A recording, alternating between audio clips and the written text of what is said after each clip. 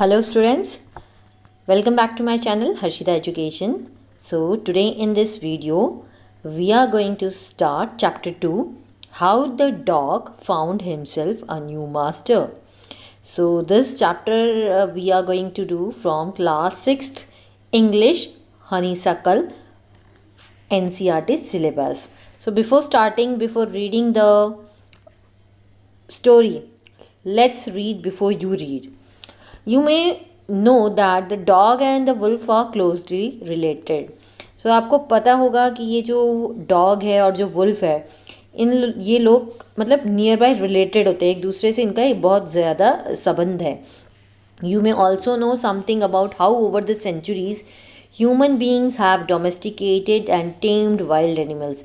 Even आपको ये बात भी पता होगी कि इतने सालों से, इतनी सदियों से जो इंसान है उसने जो वाइल्ड एनिमल्स है यानी जो जंगली जानवर है उनको भी पालतू बनाया है, उनको डोमेस्टिकेट किया है. So here is a story about how the dog became a time animal. तो यहाँ जो आज हम स्टोरी पढ़ने वाले हैं ये एक ऐसे डॉग के बारे में स्टोरी हम पढ़ने वाले हैं कि किस तरह से जो डॉग है वो एक टेम एनिमल बन गया. So the story name is how the dog found himself a new master. यानी कि जो डॉग है उसने किस तरह से अपने लिए एक खुद का एक नया मास्टर ढूंढा. Okay, so I will read the paragraph and I will explain you the paragraph in Hindi and in between the difficult words which are coming, that also I will tell you the meanings.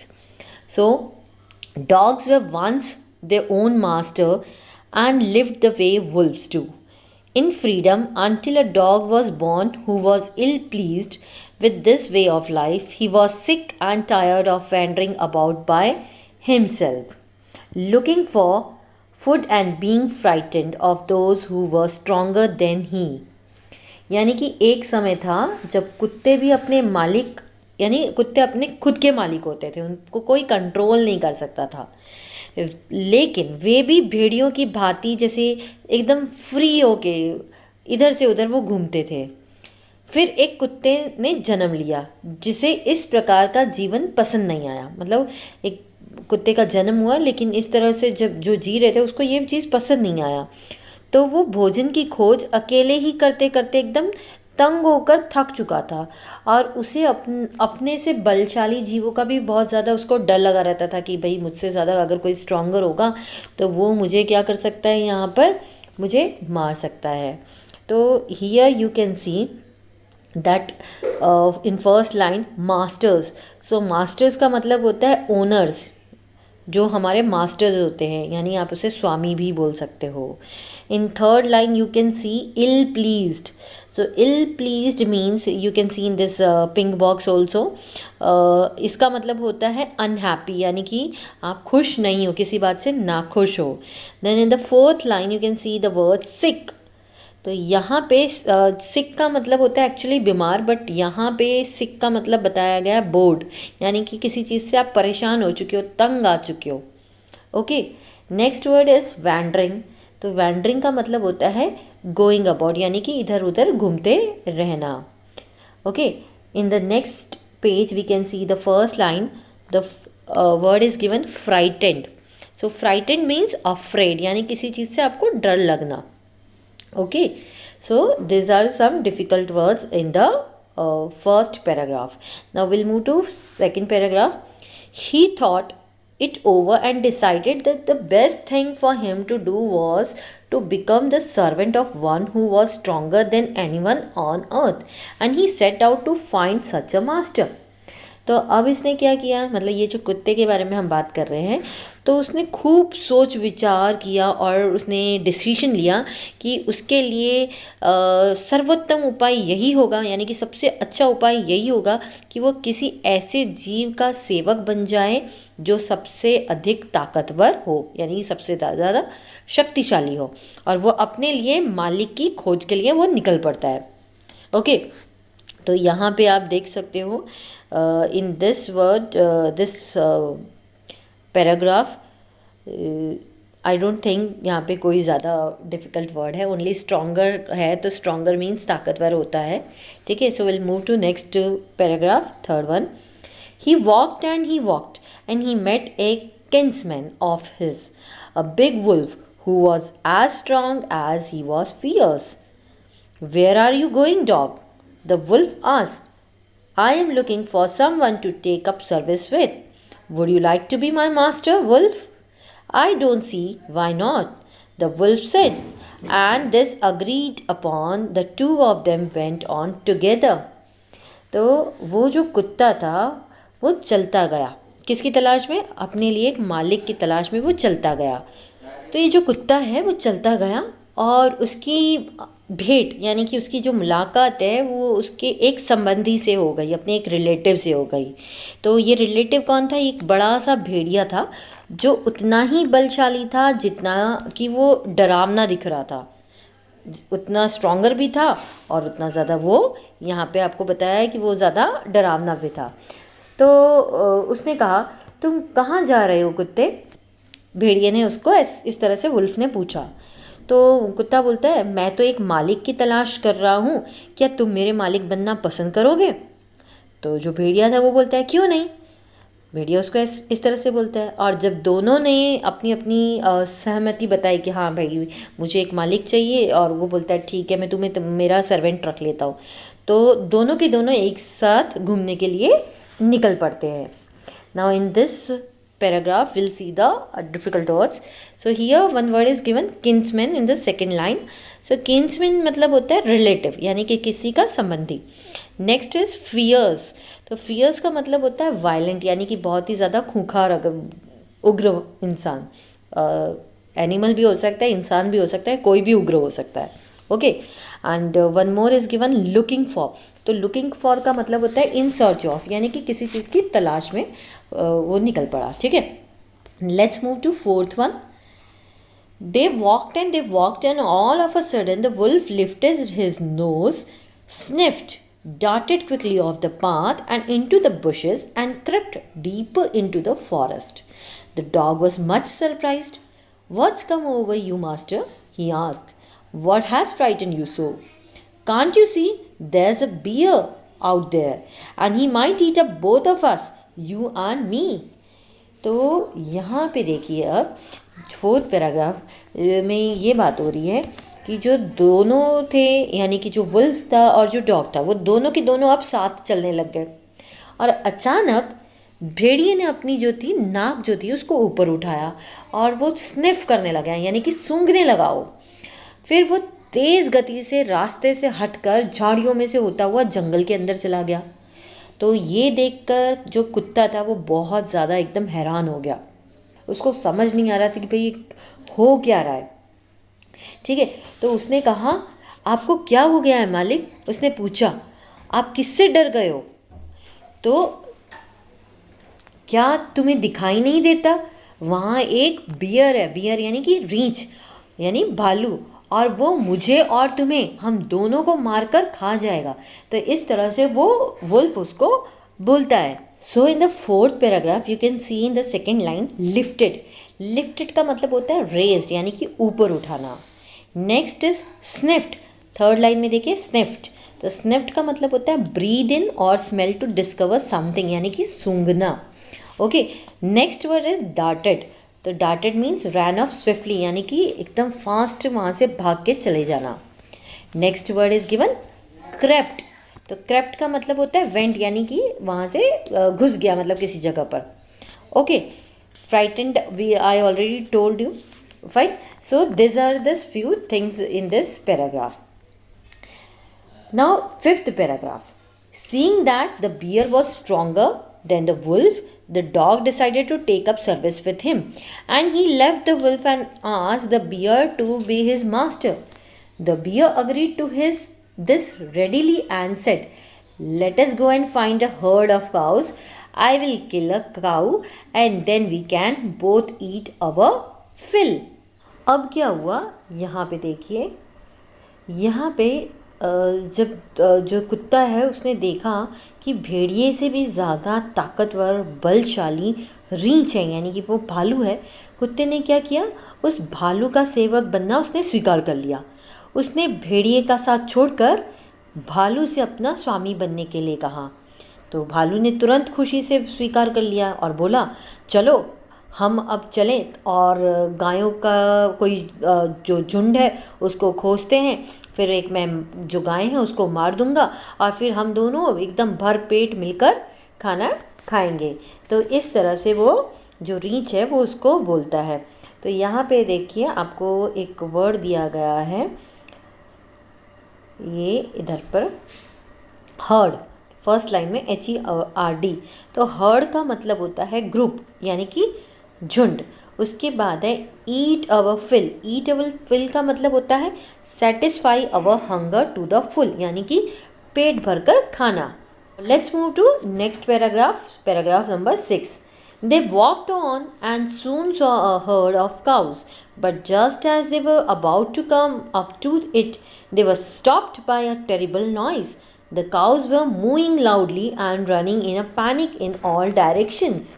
यानी कि वे दोनों साथ साथ चलते गए। यहाँ पे किन दोनों के बारे में बात हो रही है, यानी कि जो भालू था वो और जो कुत्ता था वो, तो दोनों के दोनों साथ चलते गए और तुरंत उन्होंने गायों का एक उन्होंने झुंड भी देख लिया। पर जैसे ही वे उनके पास पहुँचने वाले थे कि वे एक डरावना शोर सुनकर एकदम रुक जाते हैं। तो जो गायें थी वो एकदम ज़ोर ज़ोर से चिल्ला रही थी, मतलब उनका जो यहाँ पे एक वर्ड आपको दिया गया है मूइंग। तो मूइंग का मतलब होता है रंभाने, यानी गायें जो आवाज़ निकालती है उसको बोलते हैं मूइंग और इसको हम बोलते हैं रंभाना। ठीक है, तो वो ज़ोर ज़ोर से ऐसे चिल्लाने की आवाज़ निकाल रही थी और वहाँ से वो लोग भी, जितनी गायें थी सब लोग डर डर के अलग अलग डायरेक्शन में भाग रही थी। ठीक है, तो यहाँ पे आप देख सकते हैं कि टेरिबल, तो टेरिबल का मतलब होता है एकदम भयानक आवाज़, यानी कि फियरफुल एकदम जो आवाज़ है। मूइंग, तो mooing means crying in a panic, यानी कि भय से रंभाने लगी। कौन? गाय के बारे में यहाँ पर बात हो रही है। Now let's move to next paragraph, 7th one. The bear looked out from behind a tree and then he too ran hastily deeper into the forest. तो यानी कि अब ये क्या हुआ, जो भालू था तो भालू ने एक पेड़ के पीछे से झांक कर उसने देखा, फिर वो भी बहुत तेज़ गति से क्या किया उसने, एकदम फटाफट से वो एकदम भागकर जंगल के अंदर भाग गया। तो यहाँ पे हैस्टिली का मतलब होता है स्विफ्टली, यानी कि बहुत फटाफट का। ठीक है, let's move to next page. Now why did I have to come here? Said he to the dog. It is the lion who rules the forest in these parts. The lion, who's he? Don't you know he is the strongest beast on the earth? Well, then I will say goodbye to you, bear. I want a master who is stronger than anyone on earth. तो यहाँ पे देखो अब क्या हुआ, दोनों के मतलब वो बहुत ही फटाफट से जंगल के अंदर भाग गया। तो अब कुत्ता सोचने लगा कि अब मैं यहाँ क्यों आया हूँ। तो उसने कुत्ते को कहा, ये जो शेर है ये तो शेर है जो इन इलाकों में जंगल का राजा है। शेर वो कौन है? तो क्या तुम्हें पता नहीं है कि वो पूरे अर्थ पे सबसे ज़्यादा शक्तिशाली एनिमल है? इस तरह से वो बोलता है। अच्छा, तो फिर मैं आपसे भी विदा लेता हूँ, मतलब वो बियर को बोलता है कि मैं अब आपसे भी विदा लेता हूँ, मेरे को अब जाने दीजिए, मैं तो एक ऐसा मालिक खोज रहा हूँ जो पूरे पृथ्वी पर सबसे ज़्यादा बलवान हो। इस तरह से वो उसको बोलता है। तो यहाँ पे एक वर्ड आपको दिया गया है बीस्ट। तो बीस्ट का मतलब होता है वाइल्ड एनिमल, यानी कि जो जंगल में रहने वाले जानवर होते हैं वो। Okay, let's move to next paragraph, paragraph number 8. And of the dog went to ask the lion to be his master. The lion agreed to it, and the dog stayed with him and served him for a long, long time. It was a good life, and he had nothing to complain of, for there was no stronger beast in the forest than the lion, and no one dared touch the dog or offend him in any way. अब देखो यहाँ पे क्या हुआ, जो कुत्ता था वो शेर के पास मालिक बनने का एक प्रस्ताव लेकर गया, अनुरोध करने गया, उनसे रिक्वेस्ट करने के लिए गया। तो जो शेर था वो राज़ी हो गया और उसने कहा जो कुत्ता था वो शेर के पास काफ़ी लंबे समय तक उसने वहाँ पे रहा, उसकी नौकरी चाकरी सब करी। वहाँ उसका जो जीवन था वो बहुत ही अच्छी तरह से चल रहा था और उसको वहाँ पे किसी भी तरह की कोई शिकायत नहीं थी, क्योंकि जंगल में शेर से ज़्यादा बलवान कोई था ही नहीं और किसी की भी ऐसी ज़रूरत नहीं थी, मतलब किसी की इतनी हिम्मत नहीं थी कि वो कुत्ते को छू ले और या फिर जो कुत्ता है उसको किसी भी तरह से उसको नाराज़ करे। तो इस तरह वहाँ पे हो रहा था। ठीक है, तो यहाँ पे आप देख सकते हैं कि यहाँ पे जो वर्ड आपको दिया गया है कि कंप्लेन, तो कंप्लेन का मतलब होता है एक्सप्रेस डिससेटिस्फैक्शन, यानी कि शिकायत करना। नेक्स्ट वर्ड जो है वो बीस्ट है, मैं ऑलरेडी आपको बता चुकी हूँ, दैट इज़ वाइल्ड एनिमल, यानी कि जो एनिमल्स जंगल में रहते हैं। डेड, तो डेड का मतलब होता है टुक द करेज, यानी कि किसी की ज़रूरत नहीं, मतलब हिम्मत नहीं हुई। ऑफन्ड यानी कि डिस्प्लीज, यानी कि किसी को गुस्सा दिलाना। तो ये था। Now let's move to 9th paragraph. But one day the two of them were walking side by side along a path that ran amid bare cliffs when all of a sudden the lion stopped. He gave a great roar and struck the ground angrily with his paw with such force that a hole formed there. Then he began to back away very quietly. What is it, master? Is anything wrong? Asked the dog, surprised. I smell a man coming this way, the lion said. We had better run for it or we will be in trouble. Oh, well, then I will say goodbye to you, lion. I want a master who is stronger than anyone on earth. अब यहाँ पे देखो क्या हो गया।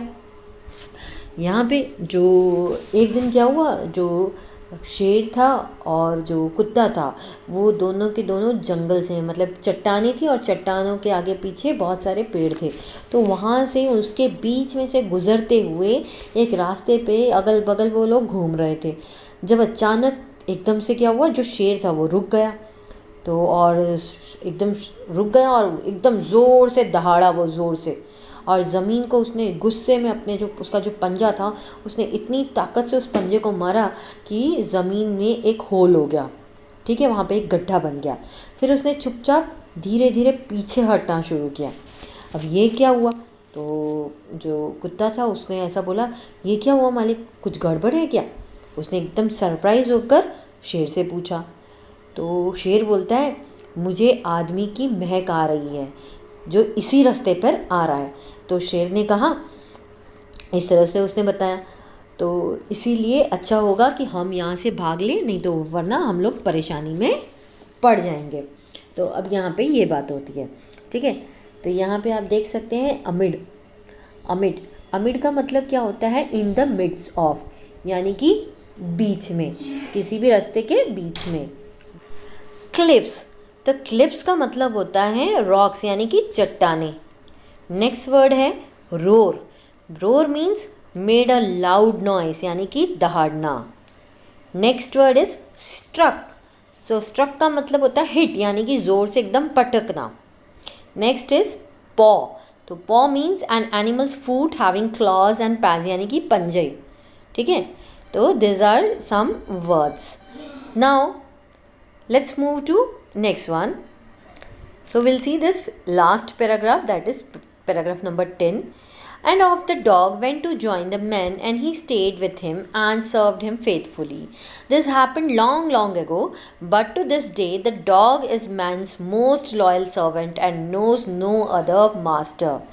यानी कि finally क्या हुआ, जो ये कुत्ता था तो वो बोलता है अपने मास्टर शेर को कि अगर आपसे भी ज़्यादा ताकतवर कोई है तो मैं आपको अलविदा करना चाहूँगा, और मैं क्योंकि एक ऐसा मालिक चाहता हूँ जो पृथ्वी पर, यानी कि पूरे अर्थ पे सबसे ज़्यादा ताकतवर हो, सबसे ज़्यादा स्ट्रॉन्गर हो। और फिर वो कुत्ता जो है वो वहाँ से हटकर जो इंसान है उसके पास आ जाता है, और तब से उसी के पास फिर वो रहता है और एकदम फेथफुली, यानी कि निष्ठापूर्वक वो उसकी सेवा करता है। तो ये जो इवेंट है, ये जो घटना है, ये बहुत समय पहले घटी थी, पर आज तक कुत्ता जो है वो मनुष्य का एकदम, आप कह सकते हो, लॉयल सेवक बन के रह गया है, और वो और किसी को अपना स्वामी यानी कि मास्टर नहीं बनाता है। ठीक है। सो आई होप आपको यहाँ पे जो स्टोरी है ये समझ आई होगी। If you like the story, please like the video and subscribe my channel.